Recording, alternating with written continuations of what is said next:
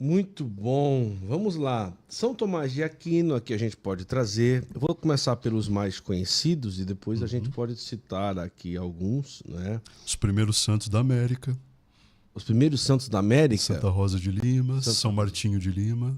Olha, rapaz, Santa Rosa de Lima está aqui. Uhum.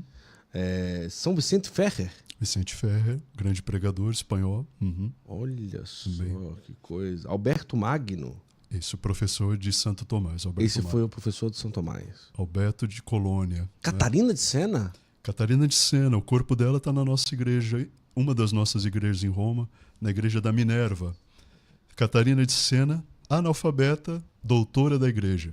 Olha, Segunda mulher a ser proclamada doutora. eu acredito que é a única analfabeta também. Mas não necessariamente saber ler e escrever Sim. nos faz sábios. É verdade. E ela Não tinha... sabia que ela era analfabeta. Sim. E hoje, uma das autoras, uma das santas mais estudadas em termos de espiritualidade de mensagem, hoje é Catarina de Sena. Tem uma irmã dominicana que fez uma tese recentemente sobre ela, ganhou um prêmio, inclusive. Então tem um momento muito bom para os estudos catarinenses, digamos assim. Olha, qual o tempo que viveu Santa Catarina de Sena? Não lembro. Século XIV, mais ou menos. 14, né? Uma grande mística. Ah, então, 2 séculos depois da fundação da... Isso, lá nos primeiros momentos da A ordem. fundação, ela é, como é que eu posso dizer, contemporânea, tanto das monjas como dos dominicanos? As monjas um pouquinho antes. Um pouquinho antes, então ele começa com as mulheres. Por quê? As primeiras monjas, elas eram convertidas e quando você é convertido, pode ser que você não possa mais voltar para sua casa. Ah, Por exemplo, eu conheço o caso de religiosos que se convertem do Islã para o cristianismo. depois não pode mais voltar. De jeito nenhum, pode até ser morto por lei no seu país. Não é? Então, as primeiras conversas que tinham então sido convencidas da fé católica e São Domingos e queriam ter uma vida religiosa, e vida religiosa até o século XIX, mais ou menos, é só contemplativa. Então, ele constitui os mosteiros. A ordem ela vai nascendo, é um movimento, mas ela tem a sua aprovação em dezembro de 1216. Então, logo mais nós vamos completar em dezembro 809 anos. Nossa. Não é? Então, ela é aprovada em 1216. Muito bom. Vamos trazer mais aqui. Rosa de Lima, nós já falamos. Nossa, tem muitos. Tem um irmão cooperador também, Martinho, que eu já citei, não é? Sim. Santo Mulato, não é? Agora uma curiosidade. São Pio V, Papa dominicano. Foi um Papa dominicano. Então, quando você vai ao nosso convento em Santa Sabina, que é o convento que São Domingos ganhou do Papa, onde celebra a missa da quarta-feira de cinzas, o Papa celebra todo ano. Lá tem o quarto que São Pio V gostava de ir. Olha. Porque mesmo como Papa, ele não queria perder essa vida de frade. Então ia, fazia os trabalhos simples, não é? Do dia a dia, ajudava a limpar o banheiro. Isso eu já estou inventando. Sim, não é? sim. Mas É um modo de falar. é o próprio da vida conventual, não é? Uma vez o antigo geral dos redentoristas passou um tempo no nosso convento em Oxford, e o nosso antigo geral, o Timothy, que foi feito cardeal no último consistório, eles estavam conversando e eles estavam lavando o prato, que no convento de Oxford, na hora que termina a refeição, todos os frades vão lavar os pratos, não é? Uma prática em muitos conventos. Não importa se foi antigo mestre da ordem, se é provincial, não. Quem está lá, quando eu fui lá visitar, eu lavei também. E esse antigo superior disse: a vida religiosa é maravilhosa. Num dia você é um pavão, no outro dia um espanador de pó. Muito bom. Eu adoro essa frase. Muito bom, é isso aí Então, mesmo. que o V não quis perder essa... E foi um grande papa, o papa que completa, digamos assim, o Concílio de Trento, um momento muito delicado, não é? Da história da igreja, não é? Ele que completa o concílio? É o papa do Concílio de Trento. Olha só. Papa Pio XII era membro da família dominicana, ele fazia parte de uma fraternidade sacerdotal. Tá. Não é? Como João Paulo II era muito ligado à família carmelitana. Não é? Então Pio XII, Bento XVI, os beneditinos. Então Pio XII foi também ligado. Não é? Tivemos outros papas de nome Bento, Inocêncio, né? Então deu 4 frades papas até o momento, né? A história da igreja vai longe. No caso, né? 4 papas dominicanos na história da igreja. 4 papas foram. Quais os outros, você lembra? Assim, mais ou menos? Eu lembro de Inocêncio primeiro, lembro dos Bentos, eu nunca lembro o número dos Bentos, não é? Ah, então 2 Bentos foram dominicanos. Foram, e depois teve o Papa Pio V, que é santo, né? Mais famoso. Então, o Concílio de Trento, nós estamos falando de ano... Lá pelo século XVI. Muito bom. Vamos ver aqui. Aqui tem outros que são poucos conhecidos, né? São pouco conhecidos. São João Macias. João Macias, espanhol. São João de Colônia. João de Colônia. Colônia Alemanha? Não. Na Alemanha, sim. Ah, é? Esse tem o vitral dele lá no nosso convento no Rio de Janeiro também. Tem o patrono das pessoas que praticam musculação. Ah, é? Sim, São Jacinto da Polônia. Tem também no nosso vitral. Por quê? Olha Porque só. São Jacinto estava tendo uma invasão na Polônia. E aí a imagem de Nossa Senhora, que pesava uns 200 quilos, falou, você não vai me deixar aqui. E ele pegou com um braço só a imagem e com o outro o Santíssimo Sacramento e fugiu tranquilo. Então, padroeiro dos halterofilistas. Olha, viu aí, ó? 200 quilos, Nossa Senhora, só de um braço. Exato, né? Por graça de Deus, né? Por graça de Deus. Isso quem está na musculação não fazer, consegue não. tranquilo assim. Isso foi por um motivo muito especial. Contudo, ele é o patrono dos tatuadores, é um beato dominicano, Henrique Suso, que é um místico dominicano, porque ele tatuou no peito o nome de Jesus. Então também tem isso. Henrique Suso. Olha. Esse é um beato. Assim como o mestre Eckhart era um místico, não é? Henrique Suso, Tauler, são místicos renanos. É uma época ali do século XIV, mais ou menos, em que você tem grandes místicos que saíram da ordem. Mestre Eckhart foi provincial. E no momento em que tinha muito mais trabalho do que nós temos hoje. Né? Então é impressionante a vitalidade desse homem. Que fala dos mártires da China também. Os mártires da China, não é? Do Japão. Né? Tem uma série de missões que foram para a Ásia. Também teve os mártires. Na Guerra Espanhola houve mártires dominicanos, inclusive o Garcia Paredes, o antigo mestre da ordem. Né? Olha só. Margarida da Hungria. Margarida da Hungria. São muitos santos dominicanos. Isso é maravilhoso. Santo Inácio Delgado. Isso, e seus companheiros mártires.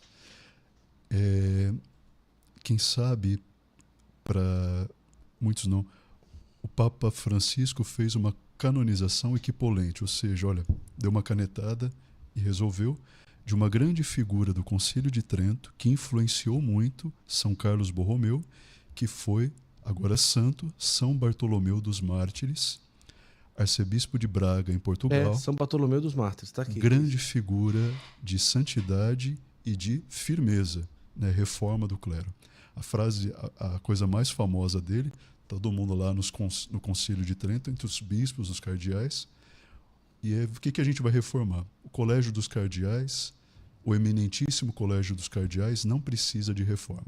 Ele foi falando, quando chega na hora de Bartolomeu, ele fala, o eminentíssimo Colégio dos Cardeais precisa de uma eminentíssima reforma.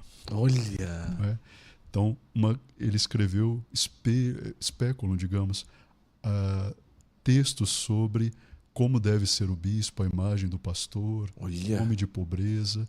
Vale a pena descobrir. E está em português, porque ele era português, não é? Arcebispo de Braga, Bartolomeu dos Mártires. Aquela igreja linda de Braga, hein? Que coisa. Eu preciso confessar que eu lembro muito da igreja e do sorvete que eu comi lá na frente da igreja. Desculpa, amor. Tá certo. Faz parte, não é? Faz parte das lembranças afetivas. E daquele bacalhau no subsolo daquele hotel, em frente à Catedral de Braga, não é? Onde a gente foi, filha? Lá, aquela que fica lá em cima. Não sei se é Catedral de Braga. É a igreja do Bom Jesus. Não, não saberia dizer. Bom Jesus de Braga. Lindo, maravilha. Olha só que coisa, não é? O patrono dos artistas, Fra Angelico, Beato João de Fiesoli, Fra Angelico, que o túmulo... Tá aqui, ó, Fra Angelico. Fra Angelico é um artista excelente. Eu tive uma graça que eu fui fazer... João Paulo II declarou o Beato Angélico padroeiro dos artistas, olha só. Porque o Beato Angélico,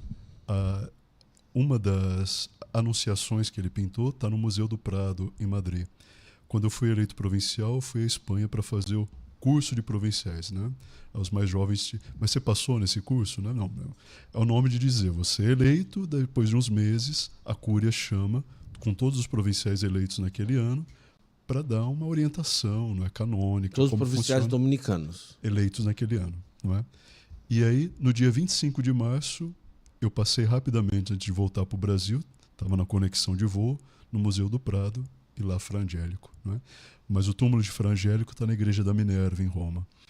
Fra Angélico, então, é que tem uma ligação muito especial com uma grande figura que é chave para o nascimento do direito internacional, que é Santo Antonino de Florença. Né?